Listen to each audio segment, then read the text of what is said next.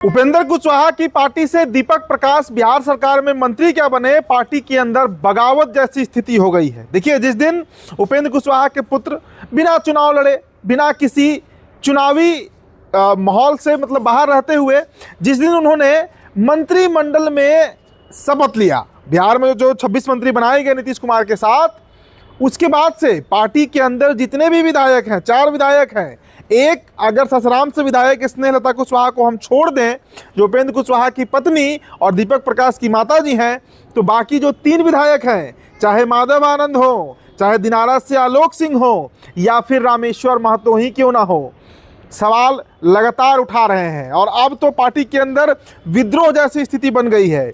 उपेंद्र कुशवाहा बार बार कहते हैं कि पार्टी को बचाना है, तो भाई किससे बचाना है? कौन आपकी पार्टी की तरफ के खिलाफ षड्यंत्र रच रहा है? यही सवाल अब उनके विधायक पूछ रहे हैं। और आगे की जो कहानी होगी वो आपको हम बताएंगे, लेकिन उससे पहले हम चाहेंगे कि रामेश्वर महतो ने जो विद्रोह का बिगुल फूंका है उस पर आप जरा गौर फरमाइए। रामेश्वर महतो ने आज खुलकर लिख दिया कि राजनीति में सफलता केवल भाषणों से नहीं बल्कि सच्ची नीयत और दृढ़ नीति से मिलती है। जब नेतृत्व की नीयत धुंधली हो और नीतियां जनहित से अधिक स्वार्थ की दिशा में मुड़ने लगे, तब जनता को ज्यादा दिनों तक भ्रमित नहीं रखा जा सकता। आज का नागरिक जागरूक है, वह हर कदम, हर निर्णय और हर इरादे को बारीकी से परखता है। जनता जागरूक है। उपेंद्र कुशवाहा किसकी आंखों में धूल झोंक रहे हैं? कॉलेजियम सिस्टम का विरोध करते हैं, लेकिन सबसे पहले बिहार सरकार में मंत्री अपने ही परिवार से अपने ही बेटे को बना देते हैं। क्या कमी थी रामेश्वर महतो में? क्या कमी थी माधव आनंद में? क्या कमी थी आलोक सिंह में? अब यही सवाल उनके विधायक पूछ रहे हैं, और पूछना लाजमी है कि भाई, जिस लोकतंत्र की दुहाई देते हैं, जिस लोकतंत्र की बात करते हैं उपेंद्र कुशवाहा, पार्टी के अंदर ही लोकतंत्र नहीं है। स्थिति इतनी खराब है कि वैसा लड़का उनका जो ना राजनीति में मतलब कब उनकी एंट्री हुई, जब राष्ट्रीय लोक मोर्चा बन रहा था, तो यही सिपाही थे, चाहे रामेश्वर महतो हो, चाहे आलोक सिंह हो या कोई भी हो, जिन्होंने पार्टी को स्थापना काल से पार्टी को सींचा, संवारा, आज पार्टी को इस हाल में आया पहुंचाया कि पार्टी में आज 4 विधायक जीत कर आए हैं।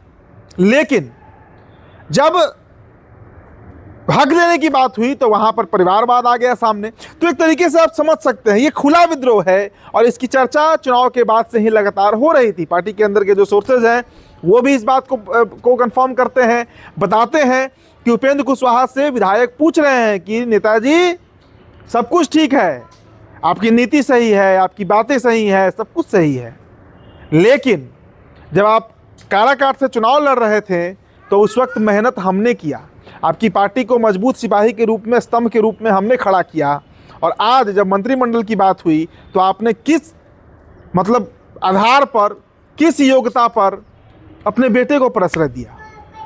अब देखिए, खबर तो यहाँ तक चल रही है राजनीतिक गलियारों में, पटना से लेकर दिल्ली तक हड़कंप मचा हुआ है कि उपेंद्र कुशवाहा की पार्टी में फिर से एक बार टूट हो सकती है, जो पहली बार नहीं है। इसके पहले भी RLSP और उसके पहले का एक समता पार्टी से लंबा इतिहास रहा है उपेंद्र कुशवाहा का। कई बार पार्टी उन्होंने बनाया, कई बार पार्टी उन्होंने भंग किया, कितनी बार पार्टी का विलय कराया, बहुत तरह के प्रकरण बिहार ने देखा। अब आगे क्या होगा? तो आगे जहां तक खबर है दोस्तों, उपेंद्र कुशवाहा, देखिए मैंने आपको बार बार कहता हूं, अपने कई खबरों में मैंने आपको चुनाव के बाद बताया है कि जनता दल यूनाइटेड जो है वो बिहार की सिंगल लार्जेस्ट पार्टी बनने के लिए अग्रसर है। उस पर लगातार काम हो रहा है, चाहे कांग्रेस के 6 विधायकों का मसला हो, AIMIM के 5 विधायकों का मसला हो, या फिर लोजपा के ही विधायक क्यों ना हो। लेकिन अब उपेंद्र कुशवाहा की पार्टी के जो 3 विधायक हैं, चाहे आलोक सिंह हो, माधव आनंद हो या फिर रामेश्वर महतो हो, वो जो मैजिकल नंबर की बात होती है कि 100 के आसपास आंकड़ा जदयू का पहुंचेगा। नीतीश कुमार जो हैं वो अपने विधायकों की संख्या बढ़ाएंगे, बिहार में सिंगल लार्जेस्ट पार्टी बनेंगे। तो ऐसी परिस्थिति में दोस्तों, क्या जो 3 विधायक हैं जिनका मैं नाम बार बार ले रहा हूं, क्या वो जदयू में जाएंगे? क्योंकि दल बदल कानून के तहत भी अगर देखा जाए तो 2/3 से अधिक विधायक हो जाएंगे, 4 ही हैं, और उसमें अगर 3 चले ही जाएंगे तो लगभग 3/4 हो जाएगा। तो हर परिस्थिति में उपेंद्र कुशवाहा की पार्टी राष्ट्रीय लोक मोर्चा जो है वो संकट में है, भारी संकट में है। और संकट इसलिए है क्योंकि उस पार्टी के वैसे विधायक, वैसे नेता जो लंबे समय से मेहनत कर रहे थे, इस उम्मीद में थे, इस आस में थे कि उन्हें उनका हक मिलेगा, लेकिन उस हक की हकमारी करके उपेंद्र कुशवाहा ने ताज जो है वो अपने बेटे के सर सजा दिया है।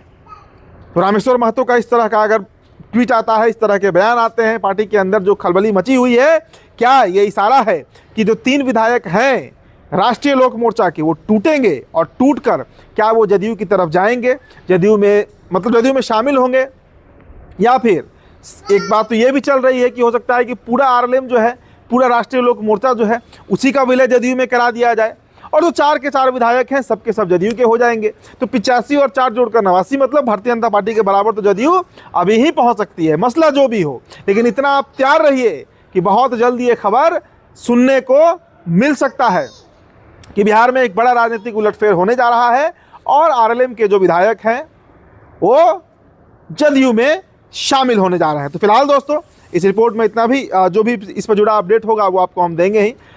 फिलहाल इतना ही, बहुत बहुत शुक्रिया।